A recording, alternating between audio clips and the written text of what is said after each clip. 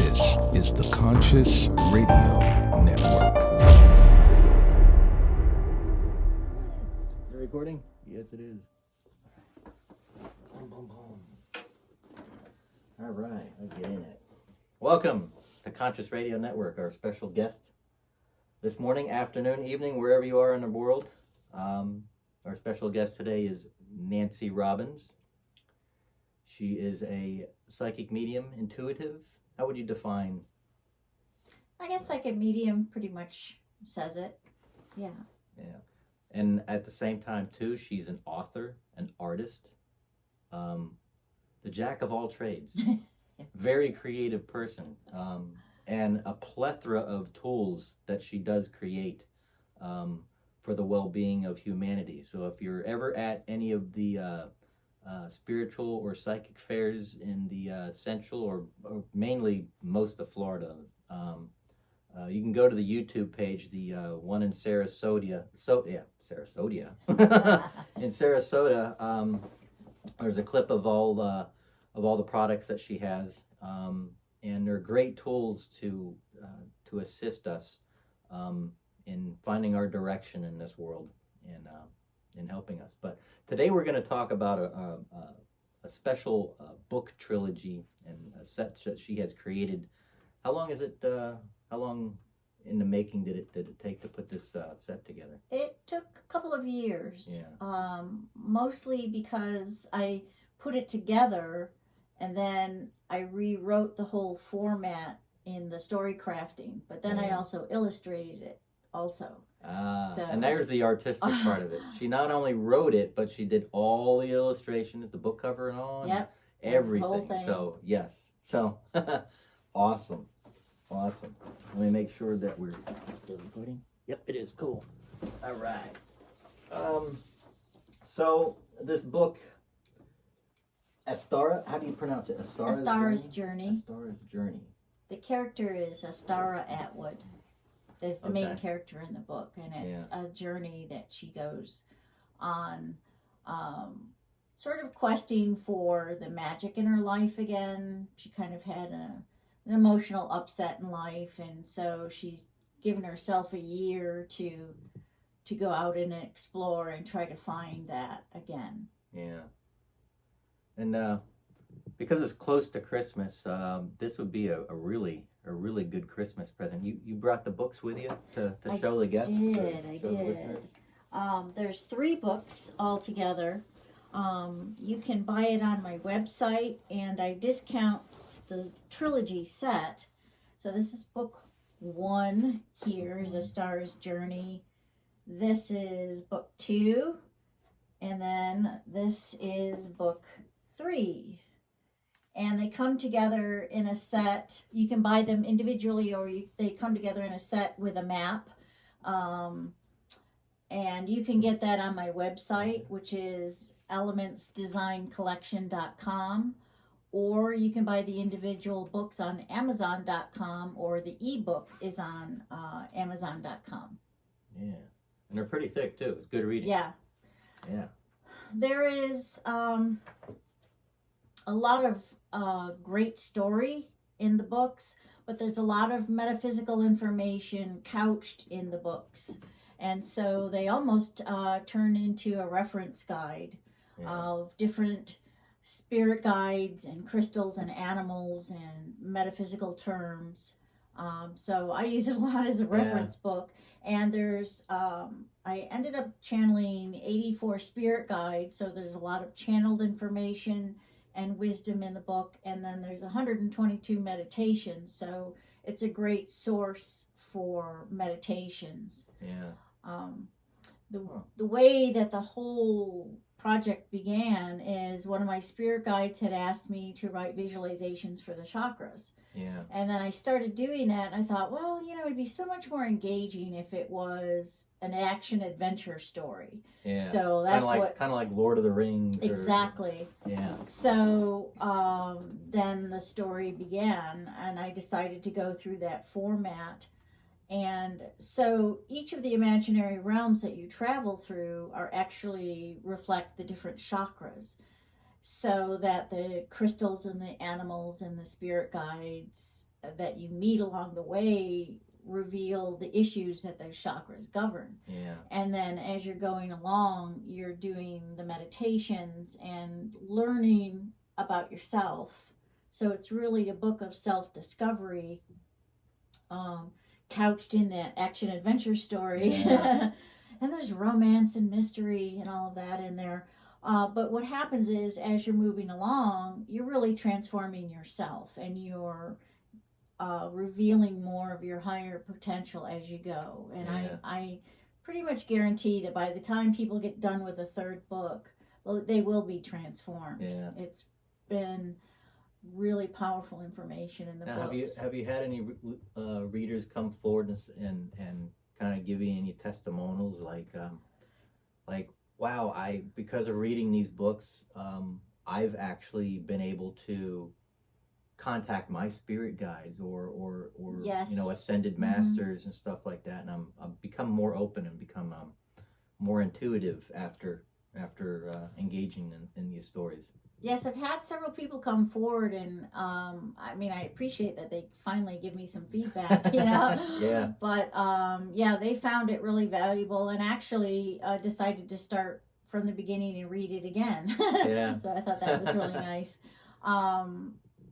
Yes, and the meditations are something that you can do over and over again, and I've discovered when I've done them over and over again, I keep getting new information. Yeah. So those are really, really great. And I had one reader said that what she did is she bought a journal and she used that as a travelogue. So as she went along, she would write her little epiphanies and notes about her travels through the different realms, which was actually a brilliant idea. Because then it really helps you understand more of what you're discovering about yourself. So I thought that was cool. Wow. So what inspired you, what inspired the creation of this trilogy? My spirit guides asking me to write visualizations for the chakras. Yeah. I work with a lot of ascended masters and archangels, and then it's progressed into Pleiadians and Arcturians and beings from Venus and Sirius and many different dimensional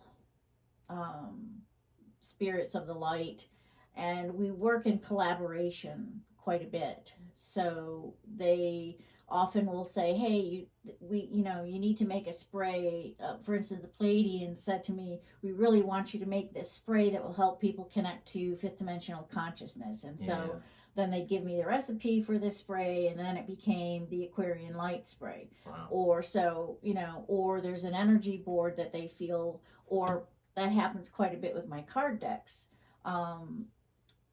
My Spirits of the Nature Kingdom card deck is an example of that, where they're like, we really need people to connect in with the earth, connect in with the intelligence of the earth, and to understand what elementals are and what they do. They're basically energy workers. Yeah.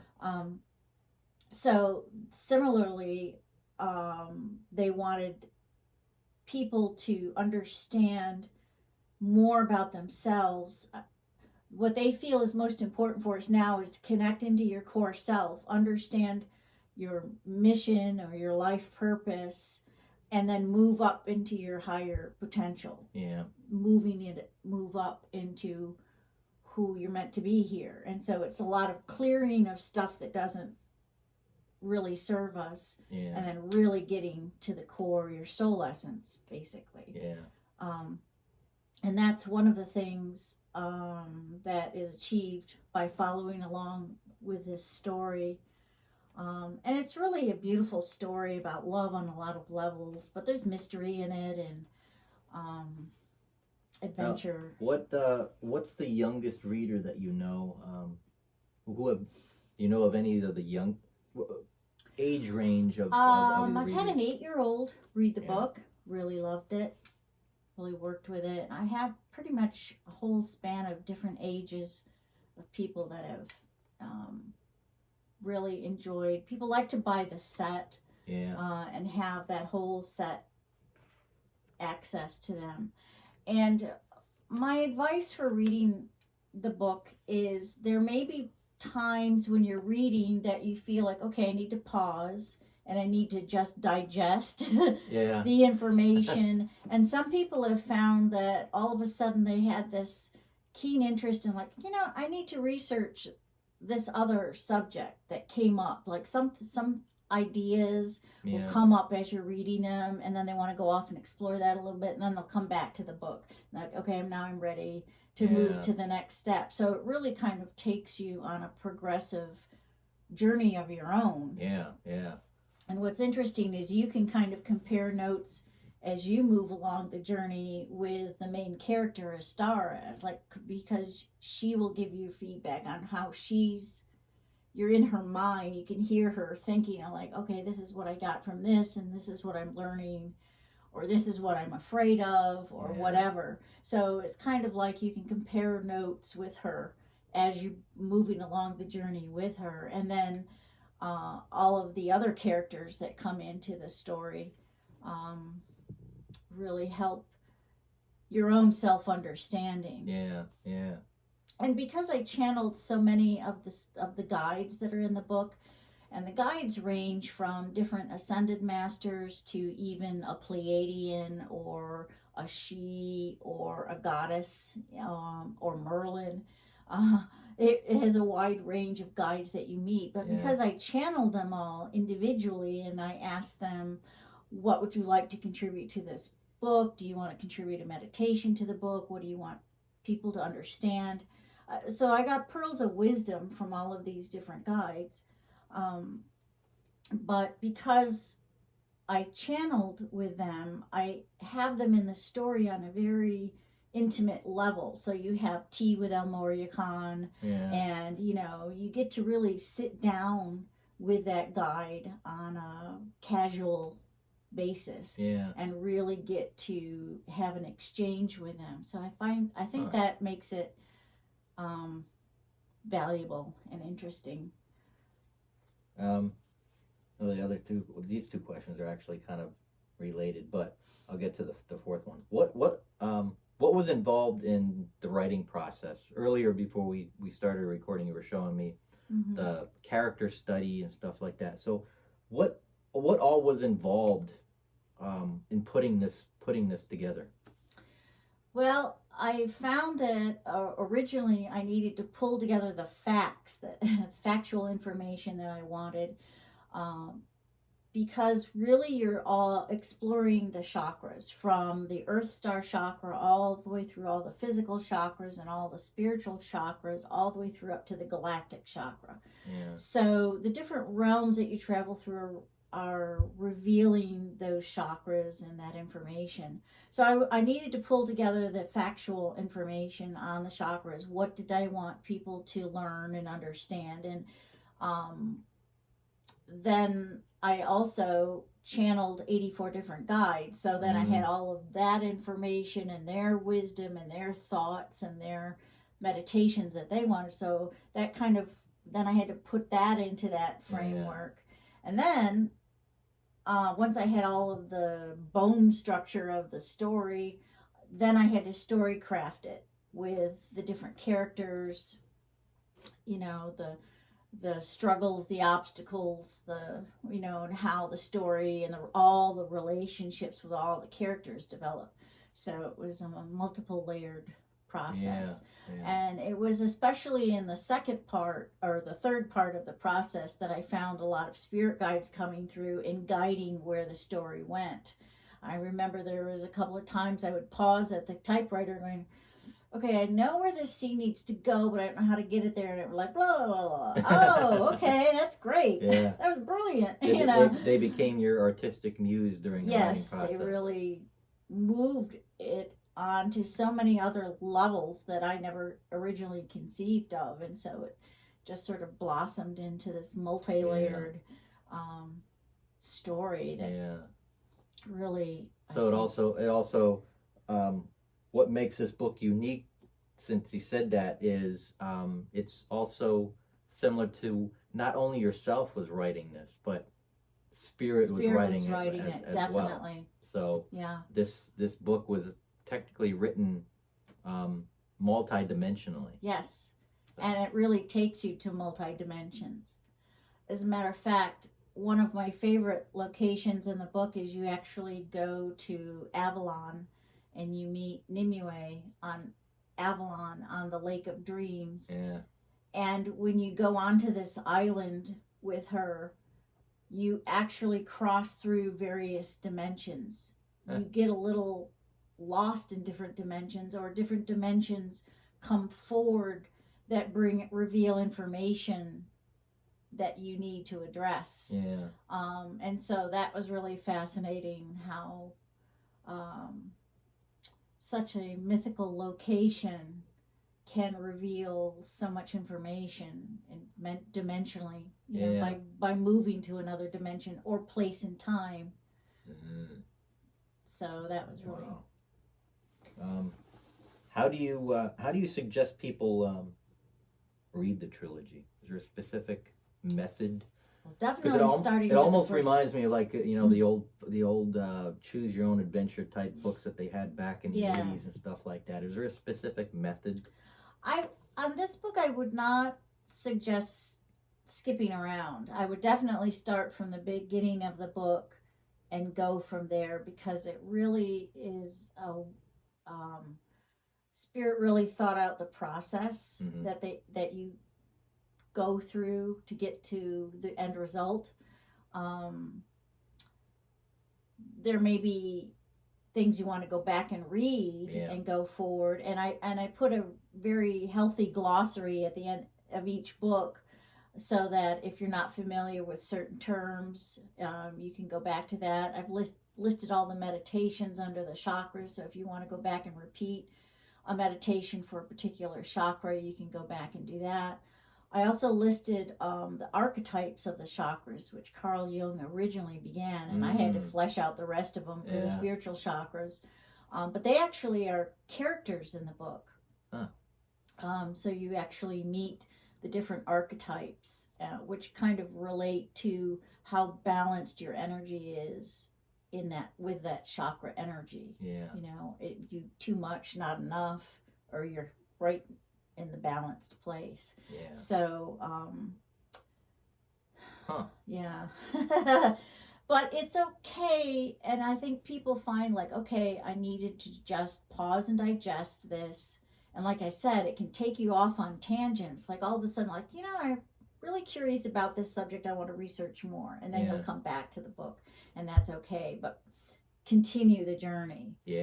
Definitely come back and continue the journey, because there's rich reward at the end of the journey. And that's what makes, you know, this so intriguing, that I do it all the time. Every time I read a book, you know, with of any subject, you know, I'll start reading it and I'm like, what's that mean, or what's this mean? Or they'll talk about, like, an author, you know, or another subject that got that chapter into the momentum that it's going. And I'm going, wait, hold on, what's this? And then I'll go check, see what that's about. And then I'm like, oh, now that makes sense. Yes. And I'll start buying books about what they were talking about. And it's like, So it creates seems like the story, you know, creates other universes, other avenues for the building, creating more building blocks for the reader in the journey, other than the journey that this book takes you in. It builds more roads for the reader and stuff like that. You end up having like a parallel journey to this journey. Ooh. But that's what makes it, I think, ultimately very fascinating for the reader, is where the journey takes them personally as they're reading the story. It works on a lot of levels in that way. Wow. That's what I think makes this a very unique book. Now, before we go any further, we'll be right back. And meditations. Should be nice. All right, let's see.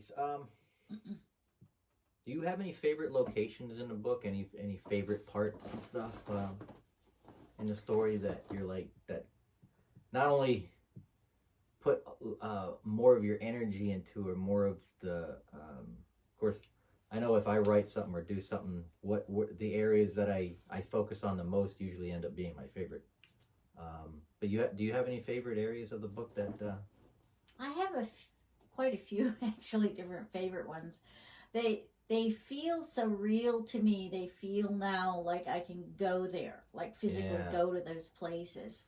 And I try to make it very diverse so that they bring up different atmospheres, the different locations, and of course, they kind of reflect some of the qualities of that chakra. But one of my favorite places is a place called Valadiel.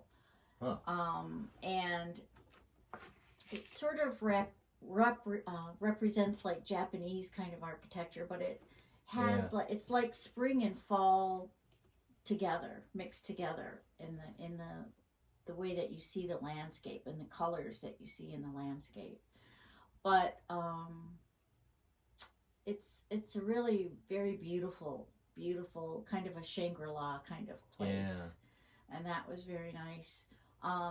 There's one place further on called the Palace of Enlightenment, which has got multiple floors and levels, and it has kind of a spiraling, the building structure almost looks like a spiraling rose type with different levels, and it has a massive atrium in it. But the different types of learning that you discover in this building are really extraordinary. So that was really cool.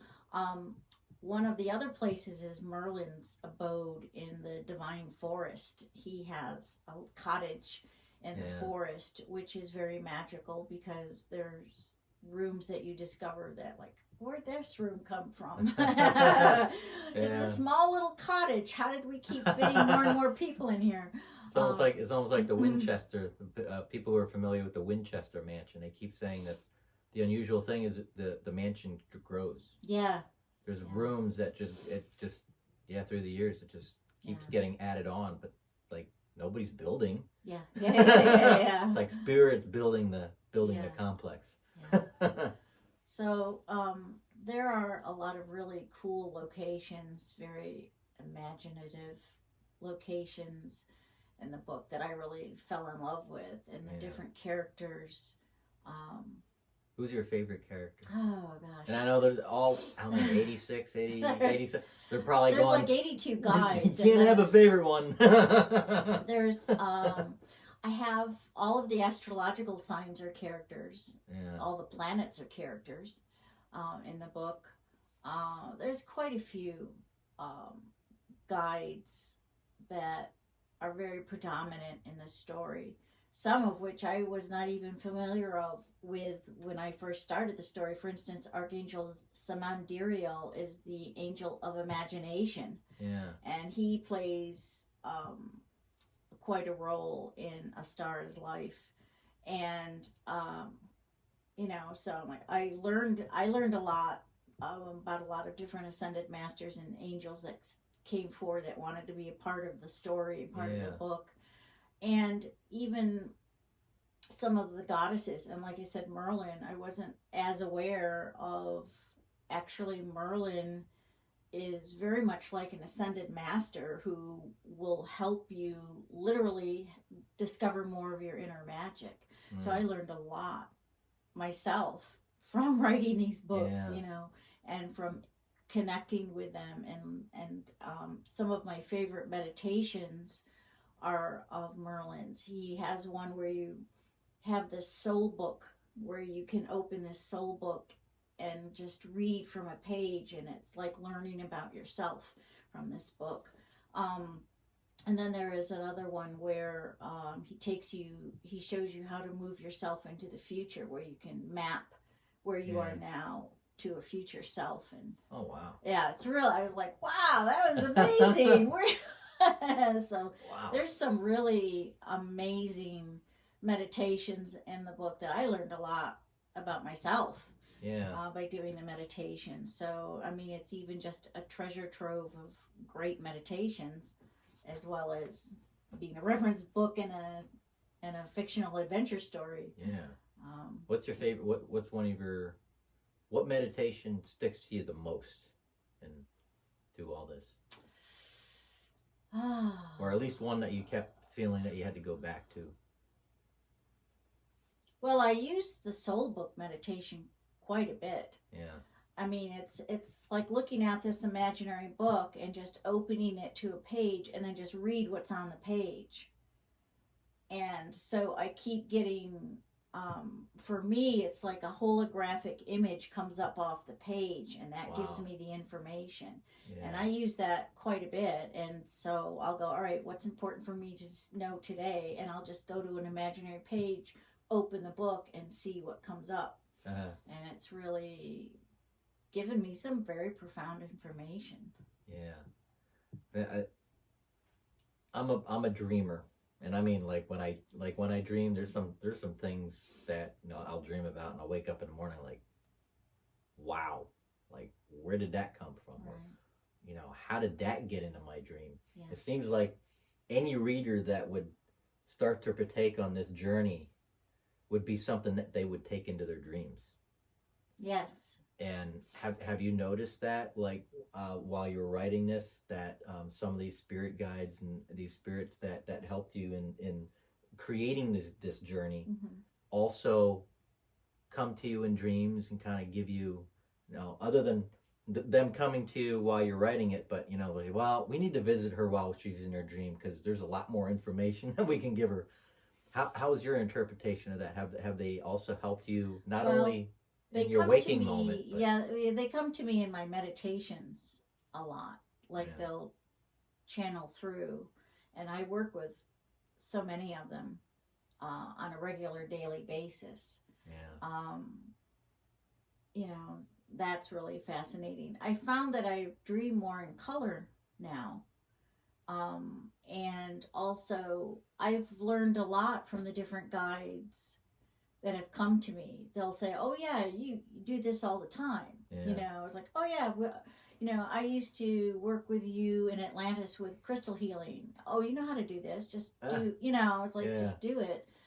So I'm like, oh, okay. I'll just, you know, and then I find, you know what, they're right. I can do this, you know, so I find they've really been building my own sense of knowing and confidence, and certainly clarity on why I'm here and what I'm doing. And you know,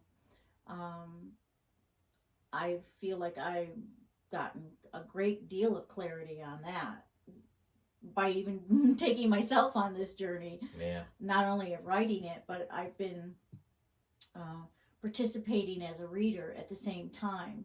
You know, moving through it with her. And so, you know, it's kind of been a double process of me as a reader going through it, but also me as the writer going through it. So that's taken me, that's why I feel with confidence that I can say people will be transformed by the time they get to the end of the third book. Because the pearls of wisdom that came from the guides that worked with me on the book and the meditations, I just got so much information from that it really empowered me a great deal. Now, something just came to my mind, being the writer but also being the reader. Have you noticed anything reading it, being the reader? Have you noticed any moments where you go like, I don't remember writing that? Or I don't, like, you literally realize, like, wow, like this whole chapter or this whole part, which is very long, I don't remember writing it. I have read it, I've put it away, and then I go back months later and I read it again, and I'm like, wow, this is really, who wrote this? This is really wise. You know, like I said, those pearls of wisdom, like, wow, that was really well said. I understand that now. Whatever the premise was, but so that was really, and again, it's like that's a lot of spirit coming through and guiding the information. It's like it's literally automatic writing. It's a form of mediumship. That you let spirit just come in and you write. So, and it was interesting where they took it. you know, and I think they enjoyed the ability to collaborate, Yeah. which I think in actuality is what they would like to do with all of us. They want to be a part of the collaborative team. And in Yeah. actuality, that's one of the things that I keep learning from them is, hey, you're not in control 100%. Yeah. You're part of a team. Yep. We're part of the team with you. Yeah. You know, invite us to help. Like, we need to ask them for help. They cannot come in and just command Yeah. our life, because you know we're on a planet where we have Free will. Yeah. And so, but they really would love our invitation, and then we can really be guided and supported, and synchronicities start opening up and start moving us forward together. Yeah. And they can keep us on track with what's happening on the planet. Yeah. You know, so we know how to cope with it and grow with it and flow with it instead of fighting it, or being just afraid and confused. They'd rather have us be empowered and helping the process rather than fighting the process.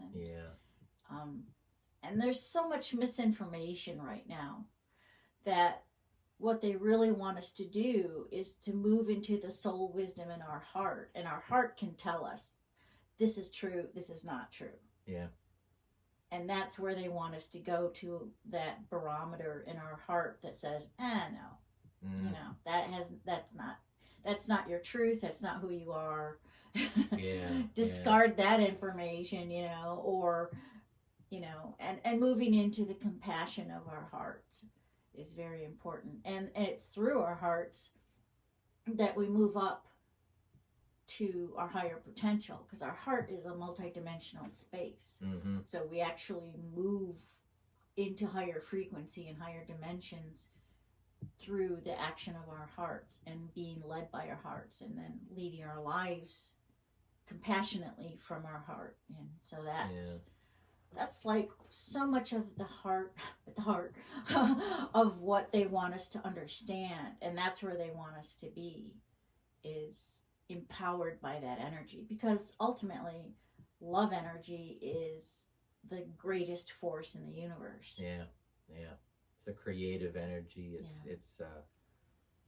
It's like literally use the force. Yeah. Use that power in our heart, because that's the power that heals, that's the power that brings in higher wisdom, that's the power that connects us with all our lifetimes and all of our missions and all of the theme of what we're trying to learn and accomplish in all of our lifetimes is in our heart.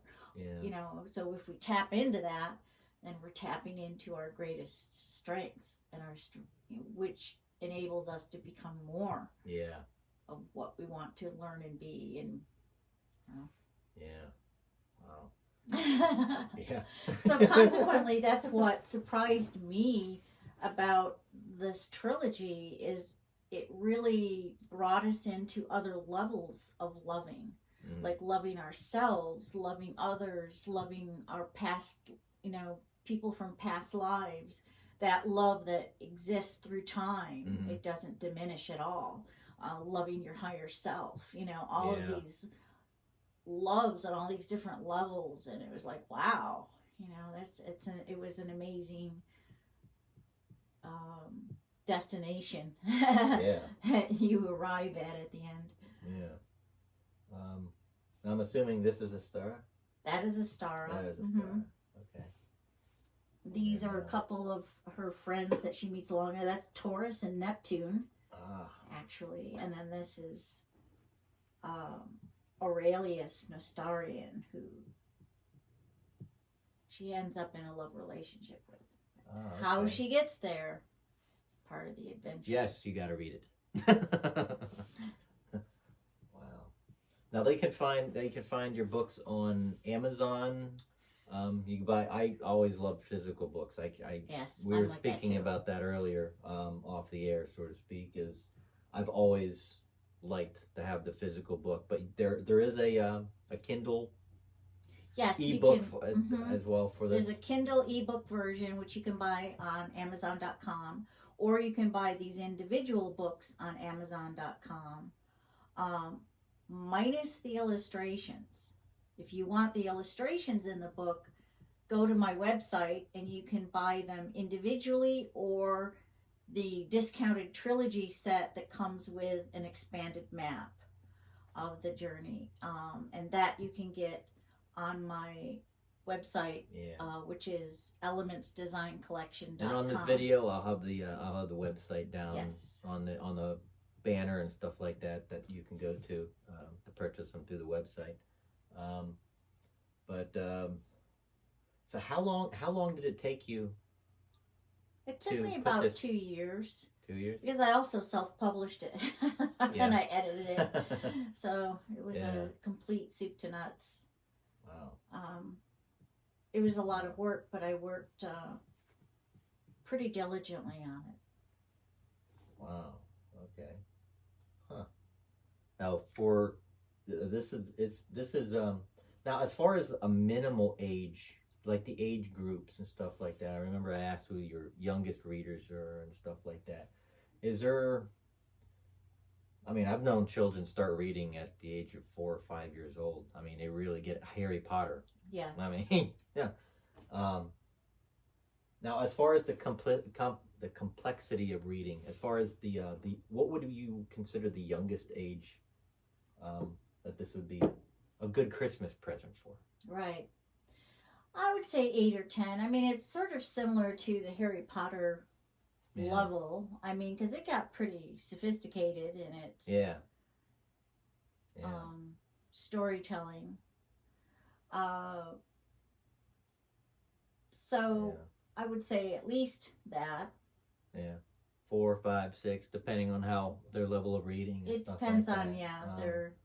But not to say, I mean, this for adults definitely. I mean, if Definitely. we're in the rut, especially the the type of society that we're dealing with today, and with COVID, and people don't know what direction they're going in and stuff like that. This would be an excellent trilogy of books to get for yourself for Christmas. Get for another family member. Yeah. Get a good gift to give somebody that they're kind of they don't know where they're going, or they want to tap into. Because I've noticed through the whole COVID, people started opening up to and expanding their minds into the world of metaphysics. Yes, and I think that came from sort of the forced hibernation. Yeah. But I think on a whole, our civilization absolutely required us to stop. Yeah. Stop busybodying and stop and go within. And I heard so many people say, wow, I haven't spent time in my house. I haven't spent time with my kids. I haven't spent time with my family. And above all, they haven't spent time with themselves. Yeah, being alone or something like it. And it allowed them to go within and discover who they were and what's important to them. And they never took the time before, for the most part. And then I think because of that, they also gave themselves time to become creative. Then everybody started baking and painting and doing these things that they never allowed themselves to have time to do. Yeah. And all of that was about getting into who they are. What is the core of themselves? And it's interesting, this morning I was connecting with my guides on a message for the winter solstice. Yeah. And I had Sanat Kamara and Melchizedek came through. Oh, Melchizedek, yep.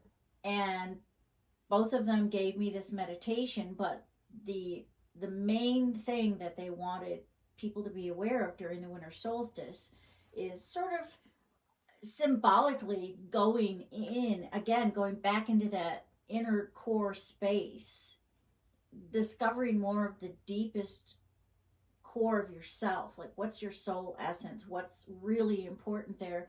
They gave me a meditation that takes you in there into this heart sanctuary space, and your higher self is in that space with you, and your higher self gives you a symbolic image. It's really like a an encoded message that's coming in with all this higher light that's been coming on the planet over the past few months. Yeah. And this is what you need to focus on. It really helps. And then there's a pattern within that you're going to work on a daily basis to keep nurturing that core information that they're going to give you and all of that. So basically, this trilogy gives you all of those tools to go inside and discover more about who you are. I mean, it's like you think, oh, this is who I am. It's like, well, guess what? This is who you are. You have all of these other skills and abilities that you haven't even uncovered yet. And that's what these books helps you discover what all of this is, and to clear away that which is not relevant to who you are and why you're here and what you've come to achieve. So you'll start to help you focus on that. Yeah. That's what they want us to do. They want us to get to the point of why we've come here and to access all of those abilities. And then imagine if everyone did that. Yeah.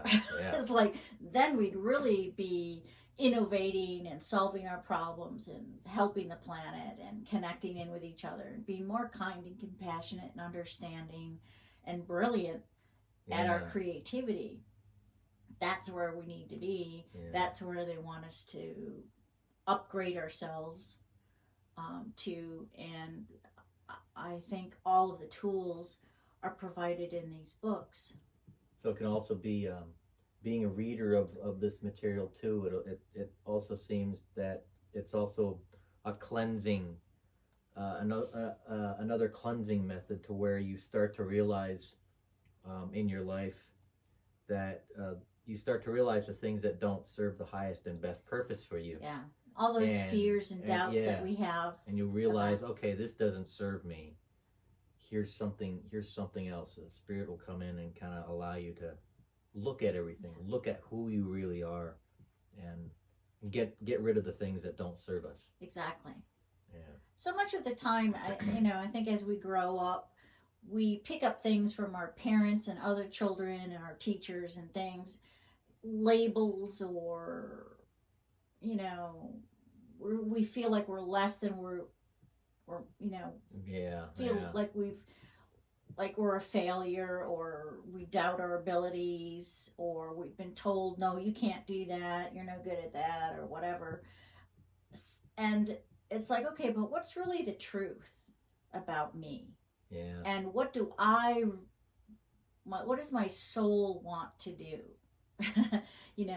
And so it clears away all of that old information that really wasn't truthful or accurate. It's like old programs that we've been, like I said, things we've been given labels for things, and we get used to labeling specific things and giving a word to, and that's what holds us down. Yes.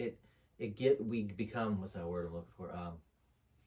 We become programmed. Yes. To identify things in specific ways, to where we need to get away from that and kind of view things in life in a particularly different way. And there's a lot of that bad programming happening today. I mean, information we get from the media. I just heard people complaining about Instagram is giving really bad information to young teenagers. Yeah. And they're getting really bad self-image information from it. So it's almost like you need to get to who you are, so that when all of this stuff comes at you, you're like, no, that's not me.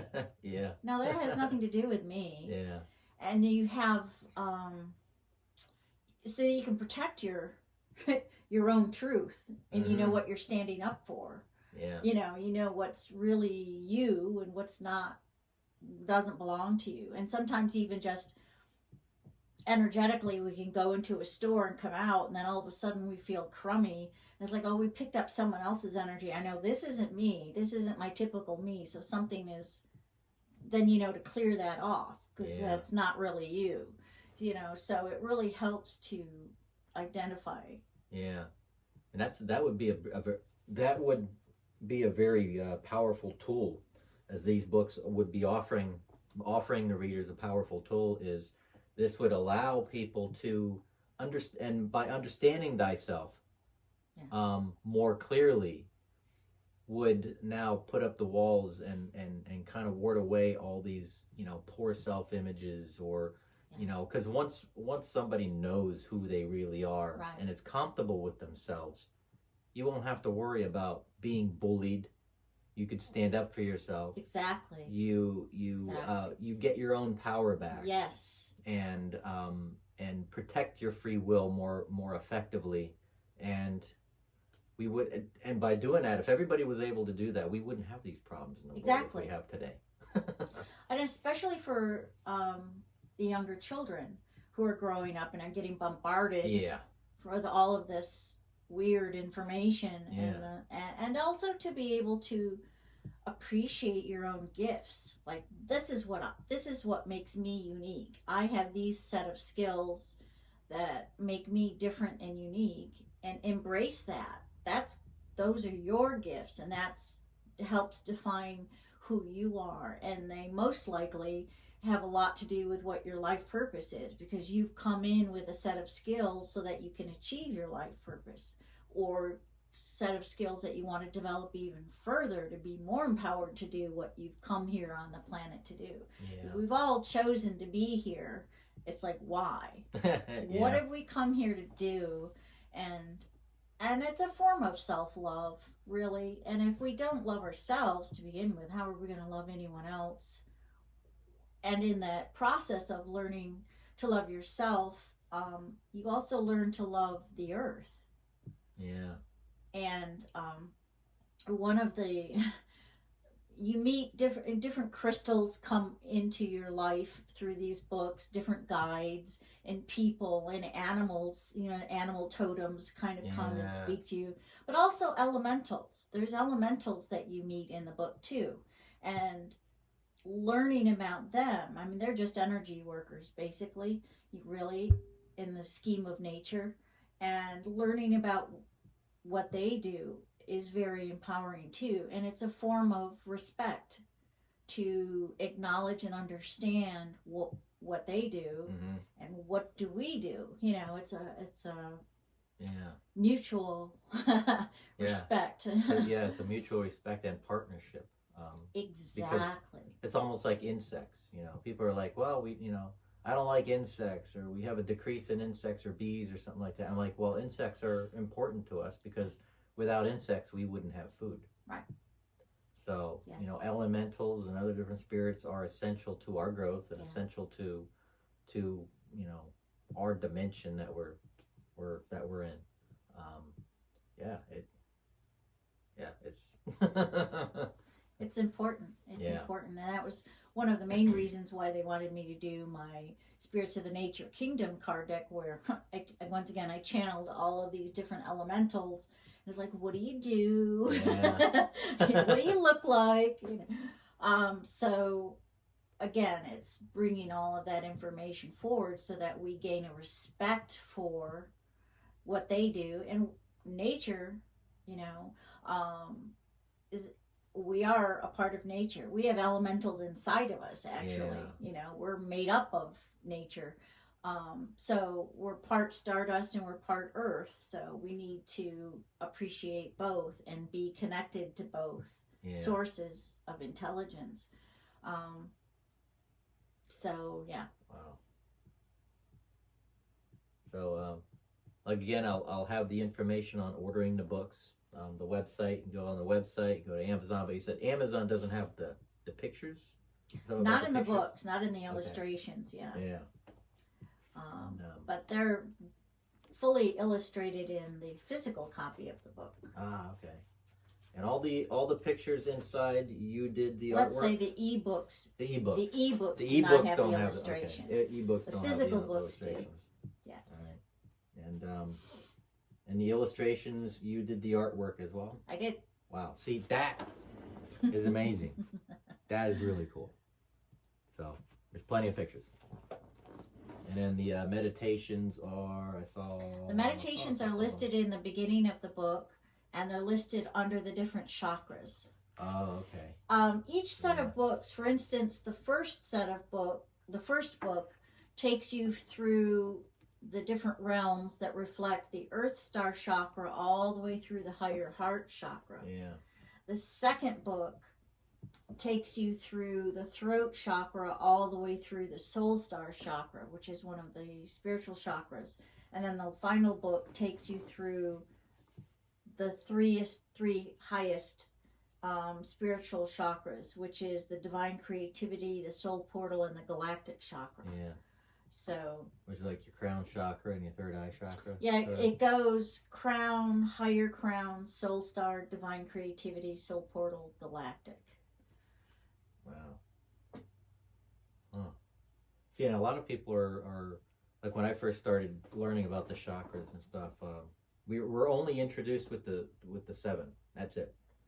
And even those have expanded because Yeah. the heart chakra, because the heart is the key to everything now. It's like the heart is our new root chakra in a sense. It's our new home base. Yeah. But the heart chakra, there's the lower heart, the heart, and the higher heart chakra here. Yeah. And then it goes throat, and then it goes the well of dreams is a new chakra behind the back of the neck. Then brow, which is really 2 chakras, the pineal and pituitary chakra together, and then there's the crown, and then it goes up into the spiritual chakras.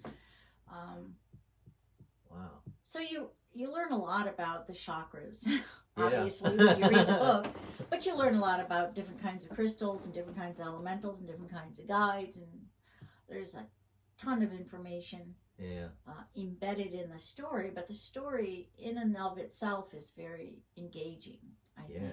Yeah. So it's a fun read, but you're learning a lot along the way, and you're learning a lot about yourself along the way. Yeah. Have you gotten a lot of testimonials on these from any of the readers? Have they gotten back to you? I've had several people gotten back to me. Several of them like, okay, I just finished it. I want to start it all over again. You know. So wow. That's been great. Have they mentioned anything about how it's changed them? How or it allowed them to not only change themselves, but getting into crystals and getting into more other meditations. And, yes, it did take them on some different tangents of subjects that they wanted to dive into after they were, after they sort of came up during their self-discoveries. I think they feel that they've learned mostly a lot about themselves, but they also enjoyed the story. I mean, the story they felt was very beautiful, and they really liked the characters as well. Yeah, I think mostly it's the surprise and what they learned about themselves. Definitely. But we're only a couple weeks. Is it a couple weeks from Christmas? Yeah. We're only a couple weeks from Christmas. So if you're looking for a really, really cool, one-of-a-kind Christmas present for the avid reader in the household, and someone who seems to be kind of off kilter right now and is looking for direction and something to be fun to read, definitely I would suggest Nancy's books here. This again, I'll put some more information in the description of this video, but we'll have some banners that'll come up every now and then, giving you some information, her website, and all the contacts to get a hold of her. Now, aside from the books, let's talk a little bit about the work you do, other than being an author of these books and stuff, but as far as Reiki master. There was something else, since I have the computer shut off now since it's not working. I was going to do a live radio podcast, but something it is Saturday. And there is a solar eclipse. And there's a solar eclipse today. It's never happened before. That my podcast has always worked. Now it doesn't want to do anything today. So we have to pre-record this. You also working with astrology? Well, I work with a lot of like I said, a lot of different spirit guides. Yeah. We work together. I have a dozen or more different Pleiadians that I work with, and specific ascended masters that I work with a lot. Sananda, Sanat Kumara, Yeah. Mother Mary, Mary Magdalene, on a daily basis. Yeah. We're continuing to, I'm trying to bring forward the most recent information about what's going on. Yeah. So that people will know how to best cope with what's going on, not to be scared about what's going on, but know how to stay centered and how to move forward through it, and that type of thing. Because I think in not knowing, there's so much fear that's generated, and that just is debilitating. Yeah. And it decreases our health and decreases our ability to accomplish in our life. So yeah, they're always having me make new products. Yeah. Sprays, energy boards, card decks, different products like that, which are basically tools to help keep us transforming and moving forward in the energy and staying centered and balanced and calm in the middle of the storm. Yeah. Because there's a lot of change happening, and a whole lot more is coming down the pipe. Yeah, there's a lot of stuff going on in the background. When not getting into politics, but there's a lot of stuff going on in the background right now, worldwide. Yeah. A lot of nefarious stuff that seems to be, and that's and a lot of people are picking up that, especially those that are attuned to it. Especially myself. I mean, I'm always like picking up on this energy, going, man, that's really bad energy. I don't want anything to do with it. And being empathic like that, I'm sure a lot of people are feeling the same thing. And all it does is it's creating fear and perpetuating that. But not only these books will kind of get you away from that fear, but take you away from reality a little bit and dig deeper into yourself, and learning thyself. Yes. And pulling you away from that fear mechanism that the world is pushing on us.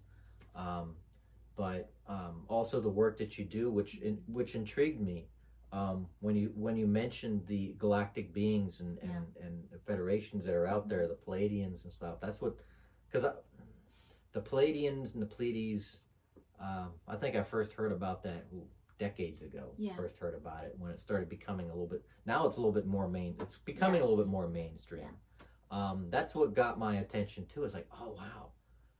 And when I mentioned to you that I was having these blocks, and experiencing some of these blocks, still do every now and then.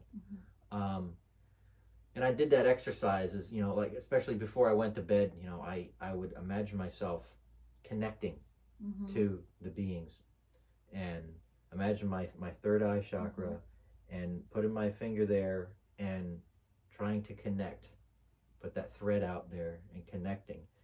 And when I told you that story, I wasn't even asleep. I was just laying there before I fell asleep, and doing that mentally, and putting my emotion and connecting also my heart chakra to them.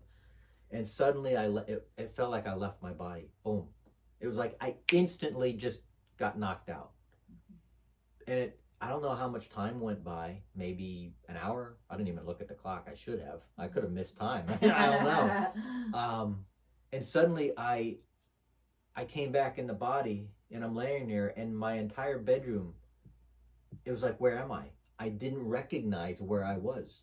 I'm trying to put my bearings on the room, like, where's the bathroom? Where's the door? Where I had absolutely no idea where I was.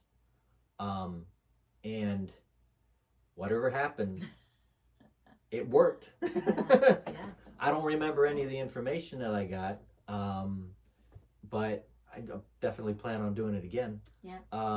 So the work that you do with the Pleiadians and stuff Mhm, like that. mhm. Can you describe a little bit of the of that? Well, what I've learned from working with them is what they're about is working with the Earth's energetics. So they work a lot with the crystalline grid. They work a great deal with the elementals. So they're very involved with working with the Earth energies. And so consequently, they also like working with us Yeah. because we're sort of cousins to them.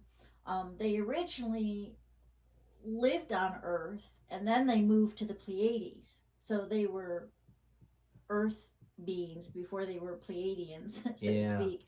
Um, but they want to work with our energetics, and also they've been through the shift where they've moved into higher frequency, fifth dimensional frequency, and they want to help us with that. Yeah. So they're very concerned with helping the planet and with helping us as fellow human beings, earth Yeah. beings, to help us move into those higher frequencies. So um, they're very involved in helping. Venus is another one. Venus has been sending a lot of light down to the planet to help move us, especially bringing divine feminine energy in, which frankly I think the whole being secluded in what's the word, when we had to all stop and close down, the lockdown. the lockdown. And The lockdown forced us all to get in connection with our divine feminine energy, because that's exactly what it did. It made us connect in with our families, nurture ourselves, connect into our creativity, move into our hearts. Like what's really important here? What's important? It really made Yeah. us face what's important in our lives. Yeah. That was all getting in touch with our divine feminine energy. And I really frankly feel that everything that happened after that, all of um the rights, and all of that, the Black Rights Matter, Yeah. Black Lives Matter, yeah. all of that, BLM all those and events Antifa. that followed really touched our hearts so much more than it would have if we had just been busybodying through our lives. If we hadn't stopped and connected into our hearts, I don't think it would have had as strong an impact. And now I feel like now we're more in touch with what's important to us, so we don't want to go back to the normal. Yeah. We want to move forward into something better. Yeah. And that's where we need to be going. And as quite frankly, a lot of things that we're used to, I think, are going to fall apart. There's more that still needs to fall apart so that we can recreate into something better. Yeah. Yeah. There's a lot of My question too is, especially some of our Pleiadian cousins and stuff like that, are they also trying to help us move to a more sustainable future? Yes. Like, because I keep hearing these, and I've been getting this energy too, from spirit that, with, the corporate America and, the world's, corporations are trying to control the food supply. They're trying to control it. Everything now is like processed food. It's not good for us. It's not healthy. And spirit has also been trying to, give me information going, okay, you need to change your diet. You get away from processed foods. Mm-hmm. But our ancestors are, the Pleiadians and stuff are also trying to assist us, I'm assuming, to give us technology. I mean, the Nikola Tesla thing is, there's hidden technology out there that we've been given a long time ago. Right. But, there's those nefarious groups in the world that have been kind of keeping that away from us. So many institutions are designed to take away your power. Like, oh, we'll serve as the person to do that for you, whatever that is. Yeah. Whether it's a health thing or a religious thing or a political thing, whatever venue. And I think now it's like, no, wait a minute. I can do that for myself. If you're doing it, then you're telling me who I am and what's important to me. And that may have more to do with what money you're saving than what's really for my highest and best good. Yeah. And so much of what's happening, I think, in our society is like, no, that's not what's good for people. It's not good for their health, mentally or otherwise. That's not good for the environment. It may save you money. It may be cheaper for this corporation to do it this way than, you know. Yeah. And it's like, we need to take our power back. First of all, we need to give ourselves our power instead of giving it away. Yeah, yeah. But we need to like, no, these are my strengths. This is what's important. And then move forward from there. And like, no, corporations don't speak for people. They speak for corporations and their profit. Yeah. Yeah. Some corporations are very concerned about the human equivalent, and that really is the trend of moving into the Aquarian age. Those companies that do take that into consideration are forward-thinking Aquarian age companies. Yeah. But gone is the day, you know, really the old energy way of doing things cannot survive in the new energy of the Aquarian age.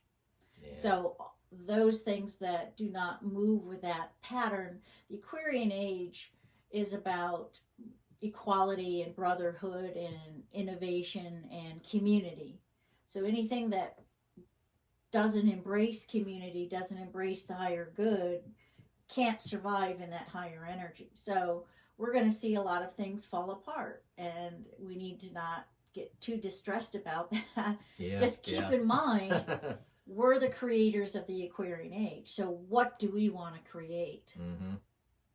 And it's not going to magically happen without us. We're the ones to do it.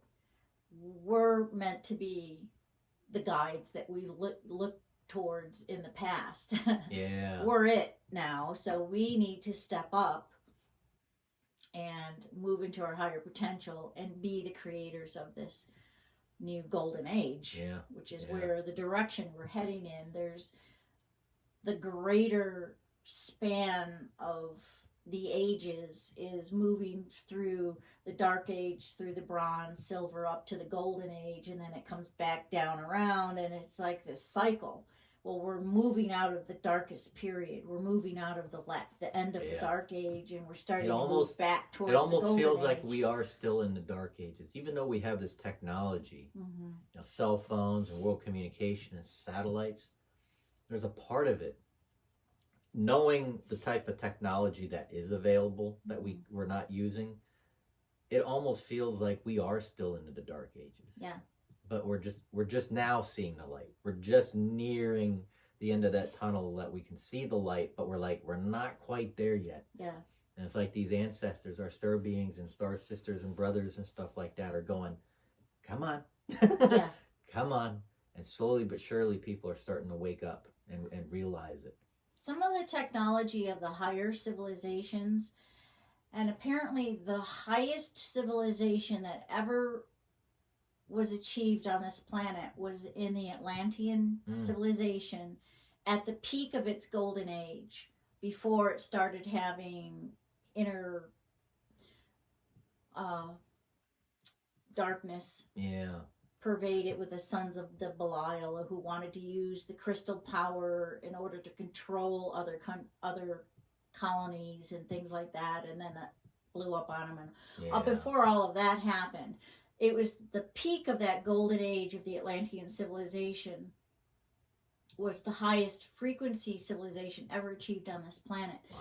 And if you look back at that civilization, their greatest gift was learning how to use their power of their thought and their psychic abilities to manifest and create, to achieve health, using sound vibration and vibrational energies to achieve the best health that they could mentally and physically.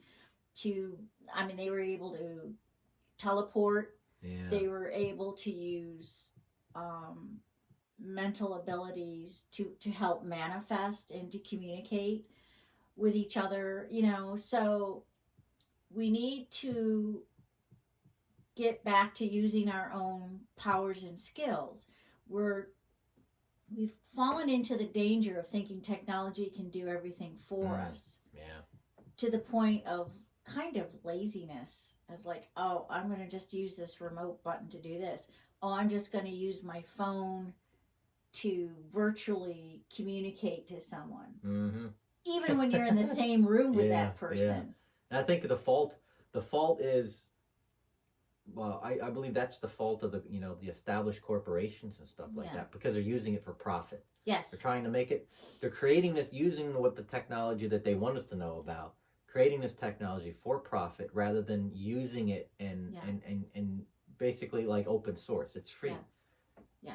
And I think, what was it, Elon Musk, that was his principle too, of the Starlink system, to where the entire world would have global, you'd have satellite and 5G, every, internet, no matter where you are. Mm-hmm. And collapsing of the monetary system, and with all these new systems coming forward, and I can see some of that slowly approaching us. Mm-hmm. But as long as we have this global corporatocracy, it's just it's like, when is the hammer going to come down and go boom? No more. I think there's a point where whatever tool that you have, you go, is this tool ruling me, or am I using the tool? Who's the master here, and which is the tool and which is the master? Yeah. So I think some of our reliance, like throwing out there Facebook, for example. At first I thought, well, that's great. I'm connecting with people who I wouldn't normally be able to connect with, long lost high school friends and different things. Like, that's great. But do I ever really hear from them? Like, we're connected, which, okay, there's some kind of virtual connection thing happening, and that's good. That's cool. Maybe that's taking us into energetically being more connected with each other. Yeah. But on the other hand, or you'll at least know when their birthdays are. Because I'll get notifications. Oh, I didn't know it was their birthday today. Exactly.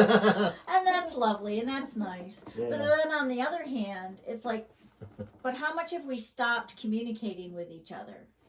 Yeah. How much do we not really talk to each other? We just send an emoji to somebody. But is that really communicating with them? Is that really talking about anything on a soul level?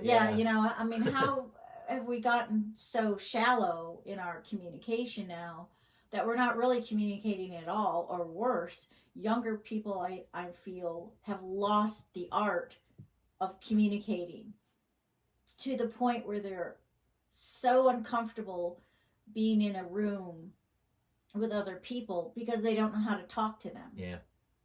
And I was like, okay, you've just lost a major skill, a major life skill. Very important skill. And there's nothing more important than standing and sitting in front of someone and talking to them and sharing that energetic link is so important. And it just cannot be replicated by email or Facebook or texting or whatever. Now, there's a certain amount. Yeah, and the lockdown also created, I wouldn't say it created new technology, but it created ways for us to, communicate. I mean, Zoom. I think Zoom got really big during. Zoom got really big. And that is good. I mean, it's, in a way, that kind of technology, the World Wide Web, is teaching us to connect energetically to each other, to become more united. And that's the good part of it, that it's leading us in that direction. But when we forget to actively be a part of that and let it just, it's a point of how much are we giving away if we're not gaining strength, if it's not strengthening our connections with ourselves or others, then we need to okay, wait a minute, now I'm not participating. Are we participating in our lives? Are we participating with people that we love and care about and our friends? Or are we just letting something be an in-between for us? Sitting back and just being the observer. Exactly. I'm just watching and not being part of it. being part of the show, being part of your own life. Exactly. And when he said about, the technology is like how much of the technology is really really beneficial to us. Right. Not like artificial AI or artificial intelligence. People are like, well, I just remember just a few years ago, people are like, well, just wait until AI is here. AI has been here for some time. Yeah. Now it's becoming, and see, it seems like artificial intelligence right now, it's only being used to spy on us. It's being used to gather information and collecting data. Mm-hmm. It doesn't seem like AI is, which should be here to help us. Yes. But it's just there for, the corporatocracy and the companies and the establishments are trying to take advantage of it as much as they can. But do you see anything as far as like AI, as far as... I'm not really comfortable with it. I see a lot of AI being a substitute for human relationships. Yeah. Quite frankly. Yeah. And it's like, all right, we've already lost the community. We're starting to lose the ability to communicate to each other. Now we're going to lose the ability to actually have a relationship with another human being. Yeah. And then that whole neural link that Elon Musk was is starting to work on the design. I'm like, how far is too far? Yeah. In the technology. And then there's a company, I think in the state of Florida, I learned this like 10 years ago, that there's a company that works on robotics, but the robotics are actually biorobotics. You got living tissue with electronic, basically it's almost like a lab-grown robot, but it's biological. Yeah. And they started working on this a decade ago. Yeah. It's like, how far has that come now since I haven't seen it? I mean, we're talking about it then. How far is that along? How's that going to help us? And I saw something in there. He's like, oh yeah, they learned how to self-replicate. Great. Yeah. So here's the question to me that bothers me about cloning and all of that business. Where's the soul? Yeah. And where's the soul connection and the soul wisdom? Where's the spirit, the connection to spirit? That is part of the ultimate guidance. You know what I'm saying? Yeah. It's like, it's that moral compass. It's like, where's that? Yeah, where's that? You just left that. Yeah. So I'm very uncomfortable with that. I think we need to really stay anchored in reality and in our hearts. We need to kind of simplify down a little bit. I think using technology can be helpful and good in a lot of ways and kind of keep us connected, and that's good, but we have to also balance it with spiritual development and keeping ourselves connected to the earth. Yeah. And kind of simplify things, not let things get too complicated, and to remember to use our own power and our own skills, and not to let a machine or something else do it for us. Yeah. Dictate or tell you what is and isn't. We need to keep our soul intelligence and our heart yeah. involved. Otherwise, I think we're going to get way off course. I remember hearing a broadcast, it was this past week. It was on Coast to Coast. One morning on the way into work early. There was this psychic medium on the air talking about AI. Mm-hmm. And she ended up meeting up with Sophie, that female gender-based robot. Right. That I think Saudi Arabia actually, it was the very first country in the world to grant citizenship to artificial intelligence. And she had asked Sophie about something about, identifying herself, because she's like, I'm a psychic medium. This is the kind of work I do. And asking Sophie if she had any input about it. And Sophie couldn't relate. Yeah. She couldn't relate at all to what being a medium or being a psychic is. Yeah. And at the same time, too, there was a scientist talking about getting to the point to where a robot or a machine could have consciousness. Yes. Now, and that's where does a soul come in? Right. It's like, Exactly. okay, if you were to give a robot consciousness, at what point is, the spirit or the soul, play a role in this? I mean, Right. is that possible? Because I've I'll tap in every now and then. I'll tap into like the Akashic records and kind of like download in information and go, okay, what are the possibilities Right. that a machine, could have conscious thoughts and be sentient, but that at the same time, where does the spirit play? Does it have a spirit? I think there's a project going on right now to where they want to, I don't know, deep state, is it, the globalists, is it, who of nefarious Yeah. could actually possibly pull this off. But I think the goal is to download the information from the mind, the brain, including the soul, and downloading it into a robot or a machine and seeing how that would work. And they're like, and actually experimenting that. And I don't know how that works, because so much information is in our subconscious that our goal is to try to get it moving up into our conscious mind so that we can actively incorporate it. But there's so much in the power of the heart and love energy that is more than we even understand at this point. And so is that love, how does that love energy become part of an AI? Yeah. And where civilizations have gone wrong in the past, they haven't balanced technology with spiritual development and spiritual intuition and love energy. And when you go too technical and you've lost that heart soul connection, then you go into trouble.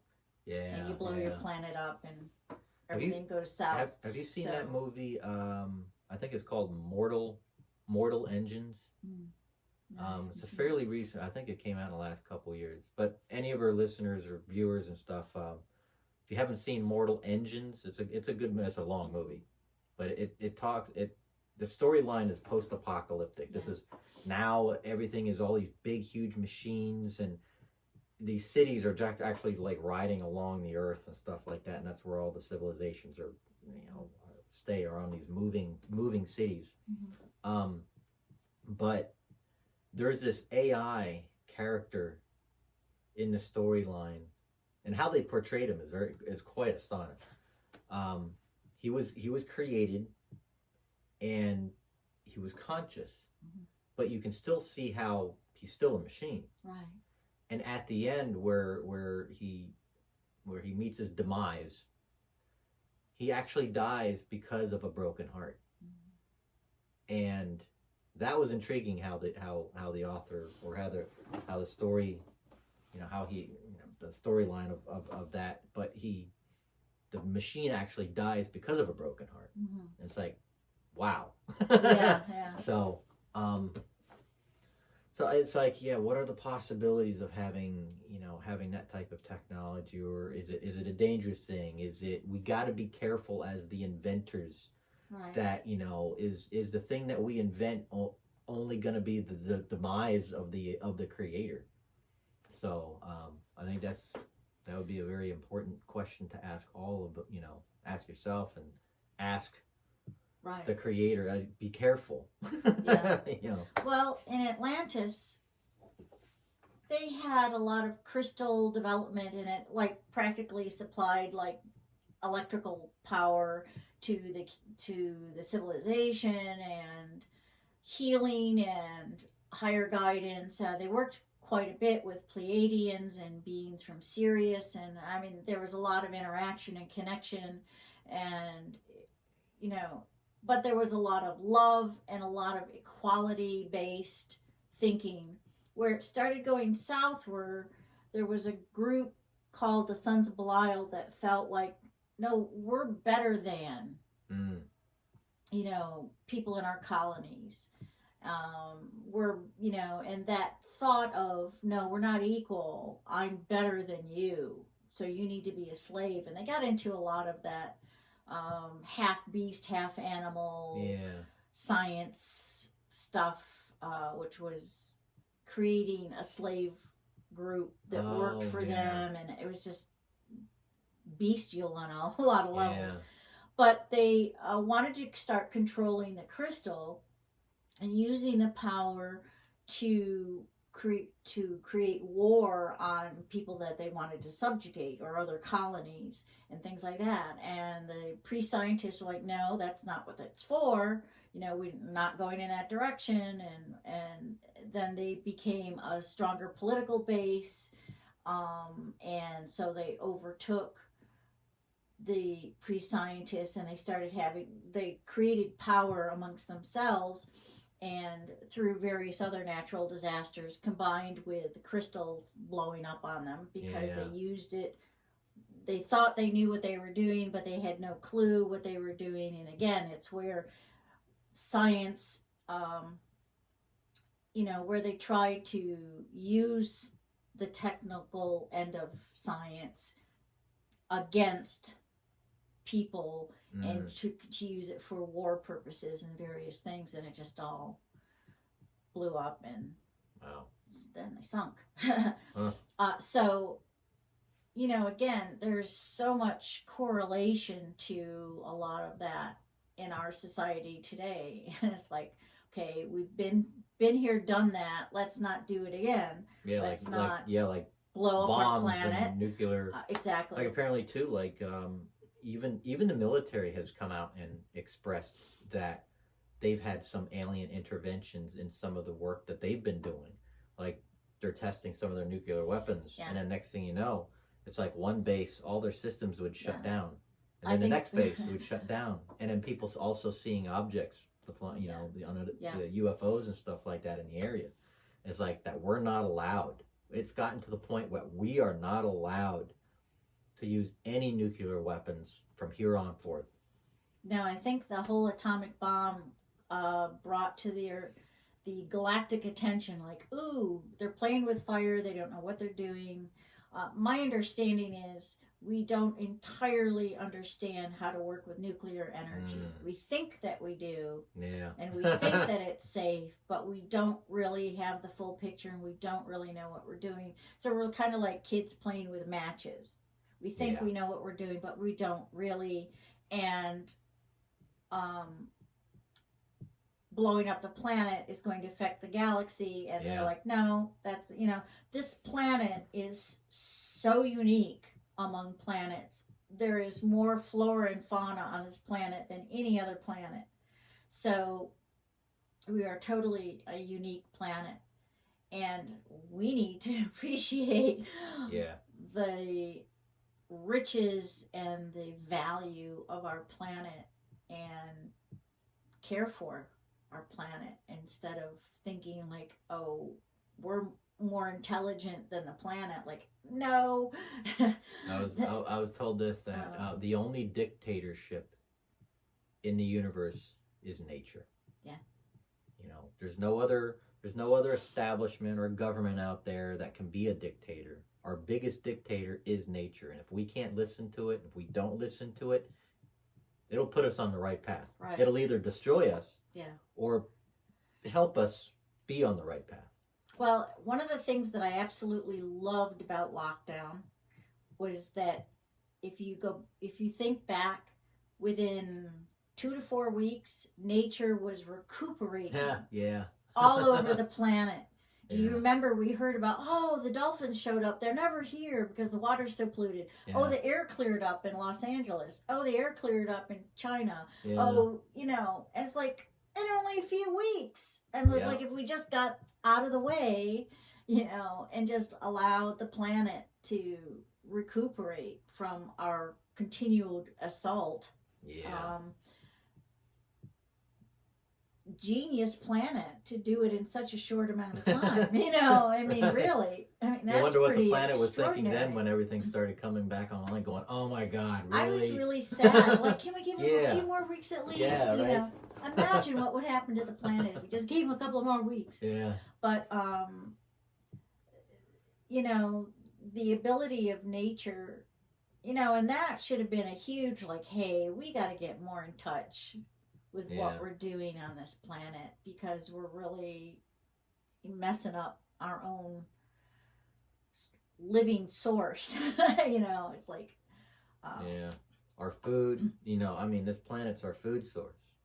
It is our lifeblood. It supplies us the oxygen that we need to breathe. Yeah. And people don't realize it. We are time travelers. We're astronauts. Yeah. We are in the middle of space that we cannot survive. Yeah. The only reason that we can survive is because of the spaceship that we're on. Yeah, exactly. And if we don't take care of it, I mean, it's self-sustaining. Yeah. It's its own ecosystem, but if we can't take care of it and realize that we are a part of it. Yeah. We are systemically a part of it, that we're gonna destroy ourselves. My understanding is that our agreement with this planet is that if we incarnate on the planet, we will ascend in frequency, but we will also help the planet ascend in frequency. That's the agreement made with the Earth. Yeah. And so we need to do that. And if we break that agreement, we break that contract, the Earth is going to go, That makes you think, now that you brought that up, it makes me think of it in a contractual sort of way. Yeah. Is if we slowly get close to the Earth realizing that we're breaking that agreement, the Earth is going to start doing things. Which is what we're maybe explaining all these crazy things that go on, The Earth can survive us, but we can't survive without. Yep. Yeah. You have these major disasters and stuff like that, and earthquakes and volcanoes and stuff. It's a way to. It's like the fleas on a dog back. Right. Eventually, the dog's gonna itch and gone. Yeah. And we just have to be more aware. And again, so it gets all the way back to using our power as who we are as individuals. We came onto the planet for a reason. Be the best of that, and which gets back to the books. This is the path that will help you get in touch with that, so that we can contribute more fully to who we are and leave a better a better result on the planet, a cleaner, better legacy of a cleaner who we carbon are. footprint.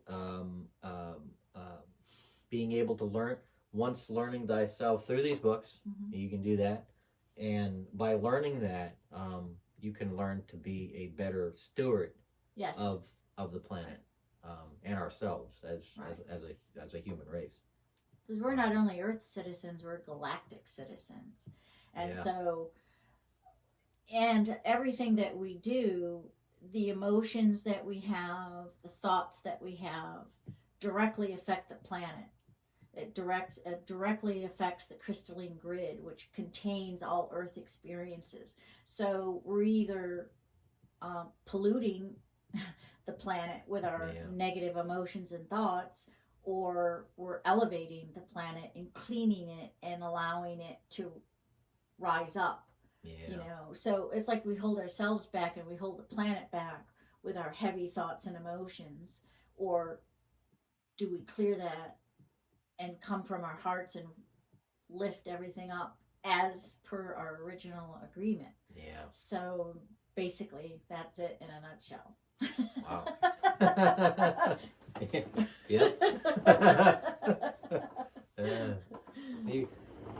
I gotta keep checking the video every night. Yep, still recording. Oh, yay. Yeah, cool. Is there anything else that you would like to bring to the table that, I mean, we kind of got off into the tangent of the books. Yeah. But I mean, there's only so much you can talk about the books, other than, I'll do it again. It's called marketing. But again, if you're looking for a great Christmas present, this basically for all ages. Yes. I mean, it's not only for. Now, when you did write this, what was was there a specific age group that you were kind of originally focusing on, or? I suppose it would be more young adult to adult group range. Middle school into high school and right up through yeah 90-year-olds and 100 we're always developing ourselves. Some of my card decks are sort of like companion pieces to these. For example, my spirit guides card deck has all of 54 of the 84 guides that are in the books, and actually on the card shows them in a scene that you see them in the book, that you meet them in the book. So that's kind of like if you know someone who already has the books, you can get them a companion piece, such as the spirit guides card deck.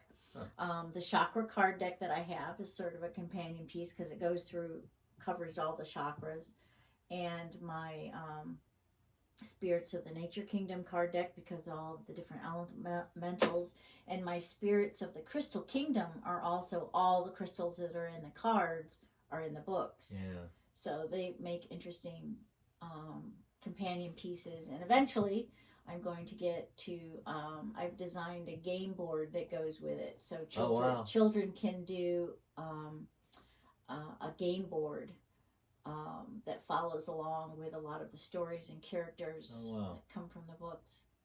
Now, what media did you use for the artwork? It almost looks like colored pencil? It's a mixture of acrylic and colored pencil. Oh, okay. Mm-hmm. Yeah. Wow. That is awesome. I would say I used to be an artist, but I used to paint and draw all the time. That's where I first started realizing my creativity is painting, drawing, and then I got into photography, then I got into music, then I got into a jack of all trades, but not a master, but a master of none.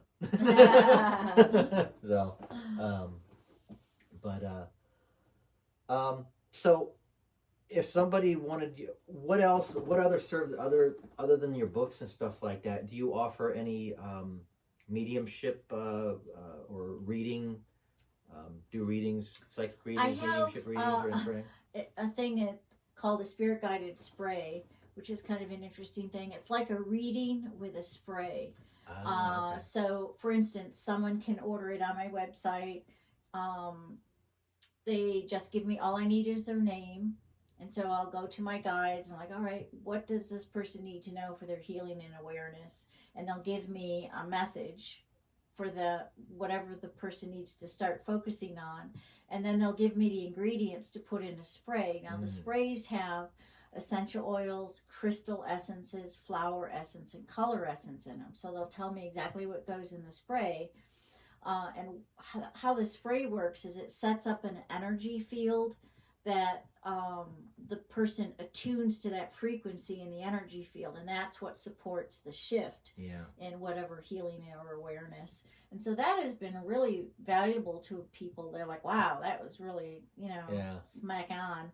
And that will continue to take them. And I've had people order it, fairly regularly, and I can see the progression each time they're led into the next step. So that's been pretty interesting.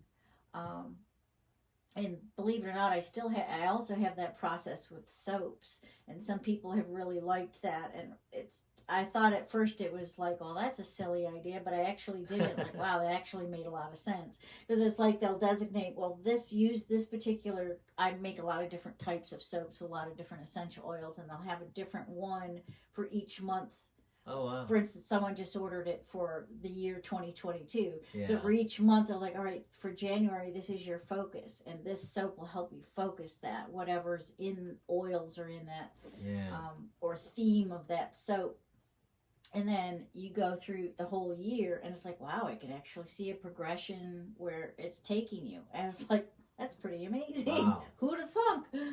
But, so I have those. I also have people can come and have a spirit advisor session with me,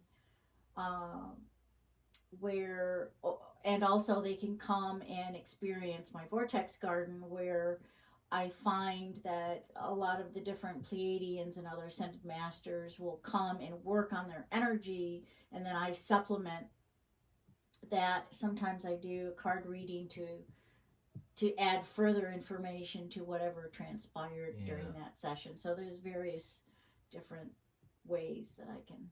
Now, do you have sessions like over the phone or on Zoom or remote type I sessions? could probably do it on Zoom. People can also physically come and sit with me. I also do energy healing. I'm a trance healer where spirit comes through and we work together. Oh, okay. I've done that. And I've done also just sending as a Reiki master, sending healing energy. Yeah. But a lot of times we're so used to working as a collaborative team that it's like the team comes and works. Yeah. So. Yeah, because doing mediumship healing and stuff like that, I've noticed, if I do too much, or depending on the individual that I'm working on, it takes a lot of my energy away as a medium too. I'm like, oh man, I feel so drained. The first time I did when it was, I think I was still a student medium at the time, and my teacher at the time, he's like, well, I want you to do the next psychic fair. I'm going, okay. I did 7 that day, 7 readings that day. After that day, or after that evening, after the show, I got home. I think I slept for like a solid day and a half. Yeah. It drained so much energy. And it is beneficial. I feel that it is beneficial to bring in your spirit guides and bring in the spirits to help you, with some of this, with some of that energy. So it's not such a drain, on your own psyche. Yes. So I do a lot of workshops also. Like as an example, I teach a workshop where people learn how to connect to the spirit of a crystal. And it's been really amazing, the profound information that they can get from a crystal. People that have never done anything like that before have connected in with a crystal and even journeyed with the spirit of that crystal and gotten profound life information. Yeah. So I like in my workshops to kind of teach a process and have people try it out. And then that gives them something that, okay, when they go home, now they know the process. So now they can go into meditation at any time and follow that same process and keep getting more information for themselves. I like to be able to. Now, if people want to set up a workshop and stuff like that, they can go to your website, elementsdesigncollection.com? Yes. And if they look under news and specials, that lists the different upcoming events that I have, that I'm participating in, but also the different types of workshops and the different kinds of services that I have. Yeah. So they can find that all under that category. Wow. Awesome. I ran out of information to talk about. That's a lot of information. I noticed you got a lot of those are your notes? Yep. Is there anything that you want to tell the listeners or our viewers right now that they need to know? Only that if they decide that they want to get the individual book set, it's about $42 including tax. For all 3. For all 3. I've kind of discounted the 3 together, and then they get an extended map that goes with it. So it's just a really great book. And then individually, the books are I think it was $14.95 or something like that. $14.90. I think it was $14.95 a piece, or 16-ish with tax. So it's a really great Christmas gift for yourself or for someone else. Yeah, definitely someone, and anybody, like I said, especially what we're going through now, and the shift, and a lot of people feeling the shift. There's a lot of people who are not feeling the shift, that want to feel the shift, and that just seem to be lost, that you feel that, hey, this would be a really, really cool and fun way to explore yourself and your own possibilities and potentials. Definitely, yeah. And I feel like the lockdown started that, but we need to continue that process. It seemed like the lockdown was a necessary evil. It was. It was a curse and a blessing. Right. At first, it's like, oh god, and it felt when it originally happened, it felt like I was in a sci-fi movie. Like, what's going on? I showed up for work. I'm not gonna say on the camera where I work because give too much information.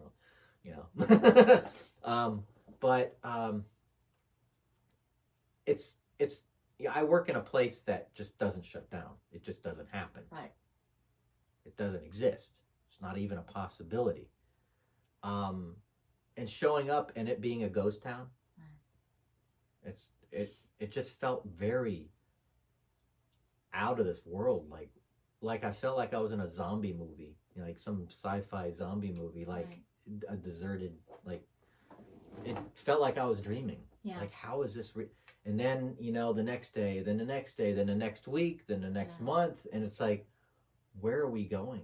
What is really going on? But then at the same time, it became a blessing because people started focusing in on themselves. Right. And it was a double-edged sword because one, a lot of marriages did break up because of it, because they realized who they were. Yeah. Either a mistake or a blessing. Or a lot of people did get married too at the same time. So it allowed people to understand who they really were. Well, and that, I think, the best thing that came out of it is it made us move into our hearts. It's like, what do we love? And it made us become more creative and more conscious of our relationships with our home, with our kids, with our family, with our friends. We certainly valued those things a lot more. Yeah. But the other thing was, it happened globally. So it was a unifying. It didn't happen just in one country. It happened in all countries and at the same time. So it gave us a unified experience. That also makes me think, bringing this up, it makes me think, when that happened, what were they thinking?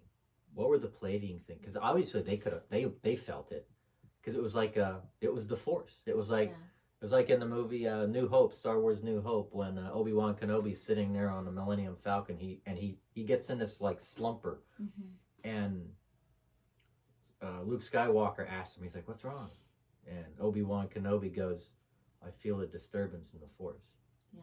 I wonder if that caused a ripple in the universe, to where not only the Pleiadians but all our other star sisters and brothers were like, "Whoa, something just happened." I think it made us be able to tune in so that we could pick up on that information. Yeah. Like, if we've lost the ability to tune in and listen to our inner voice or the higher guidance, however you want to say, if we've lost that ability to do that, to stop and listen and come into stillness, and when we come into stillness, we go into that calm, centered place where we have a higher perspective. And when we have a higher perspective, we see more of the bigger picture. Yeah. And with that becomes more understanding and comprehension. Then we come from a wiser place of taking action, right? Because we understand more of the bigger picture. And so I think we needed to stop the busy running around, and we needed to bring it all together into our core, and then move up from there. And we needed the bigger picture and the understanding from our heart's perspective. That's where our real wisdom comes, not from our brain, from our heart. And it's almost kind of like the divine feminine versus the divine masculine. The two need each other, but we've kind of had the cart before the horse. We've just been doing action and then trying to figure out, was that smart? Think before you speak. Exactly. Whereas the divine feminine sort of creates from the heart. It is the soul guidance, the intuitive abilities that can tap into that soul guidance and that higher wisdom. And then we take action from there. Yeah. It's like, wait a minute, that's, and the beauty is then the divine masculine stands up for that truth and gives us the strength to, like, okay, we know what we're about, we know what's important, we're expressing from the heart, and I'm defending that, and I'm going to give that strength, and I'm moving forward and taking action with that. That's the divine masculine. Yeah.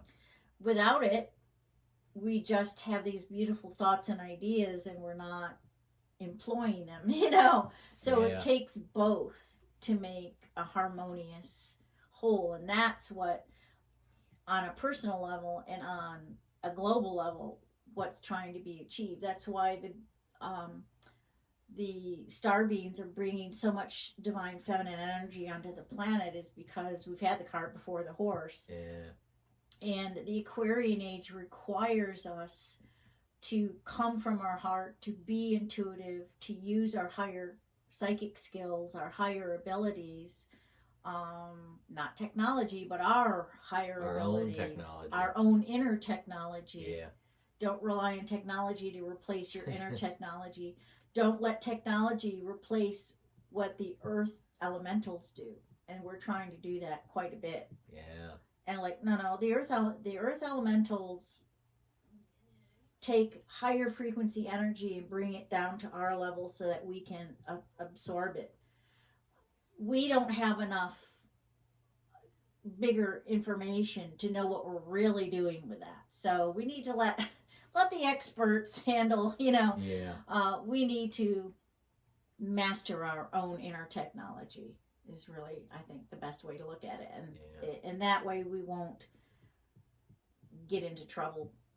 We won't bring the planet into problems and bring ourselves into problems. Yeah, and I feel that is part of that is a major part of our evolution of where we are now. For us to evolve, is for us to start building and start depending on our own inner technology, our intuitiveness, exactly. Listen to our thoughts, listen to our higher self, listen to that voice in your head that goes, don't take a left, take a right. Yes, exactly. It's kind of like honor that. It's like honor your creative abilities, honor your intuitive abilities, honor your psychic skills, honor your imagination. How many times have all of those things been downplayed by many? And for years, it's always been looked at as taboo. It's always been, that's taboo. Or when I first got into paranormal investigations and stuff like that, still today it's considered a taboo subject. I don't want to talk, or ghosts, or all of that's taboo. And I keep telling people it's not taboo. It's technology in our society as it is today has made us lose thought of that. Because when we didn't, the days when we didn't have electricity, we were just sitting at the campfire, or sitting in front of the fire, or in front of a candle, and no running water. It's like we had no simple technology to depend on to live. Right. What do? We either spent the night looking at the stars and counting them and knowing, get the astrology right, or sitting at the table reading a book or writing a book, or talking to spirit. So back then it wasn't taboo. It was normal. Yeah. But now it's taboo because we think that we've lost that aspect of ourselves. But we're actually more part of it than anything else. And we need to get part of our moving forward in evolution is to get back to that intuitiveness, get back to the spiritual aspect of ourselves, and move forward. Exactly. To be active participants. Yeah, in a multidimensional universe. Yeah. Because the frequency is rising on this planet. There is now a fifth dimensional version of this planet. So when we think of grounding ourselves to the earth, it's important for us to connect to the fifth dimensional crystalline grid. It's like connect to the updated version. Yeah. Connect with the upgraded version. And not iOS 15. Exactly. So, Yeah. Wow. Awesome. So and I think, and again, it kind of ties back into the books, but the whole excitement to me when I was reading the books was like all that inner exploration was like, wow, I didn't know that about myself. I guess I need to look at, like the sense of abundance from a different way, or look at things that you didn't think you had abilities in, or had doubts about yourself in, or your fears that you have in your life, or things that have hurt you in your life that you haven't really completely, some of that's like gum on your shoe, it's like, I thought I got rid of that. I thought I cleared that. Like, I still have it, it's like, it kind of helps give you tools to clear through a lot of those things. Start to realize things that, like I said earlier, is that don't serve purpose anymore. Right. It's like Klingons. Yeah. Like, what is that doing there? I don't need that. Yeah. Cleaning out that junk drawer in the kitchen. I'm like, what the heck is this? I don't need that. Just get rid of things that you don't need anymore. That's taking up space. It's stuff. And the physical way to look at it is all the... I get in this conversation all the time, especially driving here through Claremont, is you see all these new storage facilities popping up. Yeah. It's like... Why don't they just get rid of their stuff? Yeah, exactly. Why are they paying to keep it? Yeah, I know people who have a garage and they can't park their car in it because they got stuff. Yeah. And then, they got closets that they can't put anything in because there's more stuff in there. Yeah. And then when they got too much stuff, even more stuff that they could put stuff in, they'll rent a storage facility to put more stuff. I'm going, okay, how much stuff do you need? Yeah, exactly. and it's not only physical, here's when you get to the physical aspect is how much stuff do you need that it gets to the point where it's weighing you down. It's weighing you down, and it owns you. You don't own it. Yeah. And I appreciated this stuff not stuff, but when I appreciated the aspect of when I went to Cambodia and mingled around the monks there in Angkor Wat and and they speak English, and I was like, I had a conversation with them, and they don't own anything. They don't need to own anything. And all that ownership and stuff in your life and all these material aspects in your life, that it owns you to where you can't, you now have no control. You lose control, and you lose focus on who you really are, or it definitely contributes to it. It seems that maybe by reading these books and getting into the story, you start to realize maybe you got too much stuff in your life. Right. But this is definitely stuff that you need. Right here. This is stuff you need. And some of that stuff is like I said, emotional hurts. And like one of the things that it really helped with is forgiveness. Letting go of hurts that, just weigh you down. And that's a lot of what forgiveness is just releasing the hurt so that it's not holding you down anymore. And you can move forward, that you can instead of being trapped in the past by something that hurt you or fearful of something in the future, you're living free in the now. Yeah. Free of fear. And that also, Spirit just told me something about forgiveness. Mentioning forgiveness or bringing up forgiveness. Yeah. Is there anything in these books that kind of maybe gives you something about forgiveness? The main character goes through that. Yeah. Feeling like a failure and in life, and the process of forgiveness and being freed from a lot of different things. Yeah. That hurt her, in the story. So, it's an example, kind of shows a way that you can go through forgiveness and letting go and being freed, and then discovering the riches that you gain from doing that, where you can go once you're lighter. And that's a misconception too when it comes to forgiveness, is for some of our listeners and viewers, when it comes to forgiveness, I've met a lot of people who wouldn't forgive anybody. Like, this would happen to them, I'm not going to forgive them. What? I don't need to forgive. That's not the point. The point of forgiveness is it's a gift to yourself. Right. Because then they realize that if they can't forgive, it's more of a burden on them. Right. than the person that they Yeah. should be forgiving. Yeah. It's not their gift, it's your gift. The other person's not sweating it at all. Exactly. And forgiveness is not about condoning. You know, it's like, oh, if I forgive, then that means I'm condoning what they did to me. Like, no, it's not. Yeah. It's without all of that judgment. It's not saying what they did to me, you know, wasn't wrong. It's just saying I'm letting it go. Yeah. It's like a self-baptism. That something happened in the past. It's only hurting my now Yeah. moment. And you can't, and it's something that you can't move forward. There's something keeping you back and going, Right. did you forgive yourself for it? Right. Did you forgive them or somebody else for that? And you're like, and then you go, oh, wow. And once they realize it, and you don't necessarily have to confront the person to forgive them. No, you can do it energetically. You can do it energetically, which virtually. is, yep, you can do it. And yourself. also, sometimes when you do those forgivenesses, you heal. And in that process of healing, you can heal something that happened ancestrally in your family. Yeah. It can go retroactive. So suddenly something in your family history got healed because you took that step to let go and heal in the now. Yeah. So that's pretty cool. Wow. Yeah. We could go on and on and on and on. Which we'll do another But time. we'll do another time, and hopefully the live radio thing will work. Then we'll just get over. Hopefully it's not during another retrograde or something.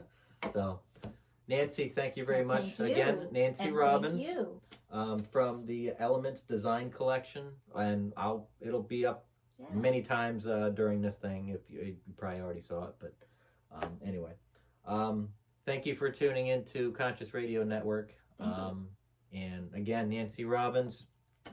And thank you very much. A Star's Journey. Again, you can buy these on her website or on Amazon.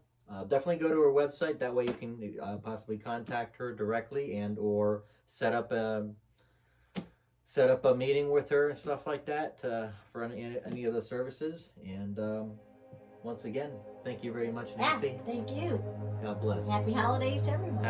Merry Christmas, New Year. That's right. And moving forward into the next dimension. Yes, celebrating the light. Yes.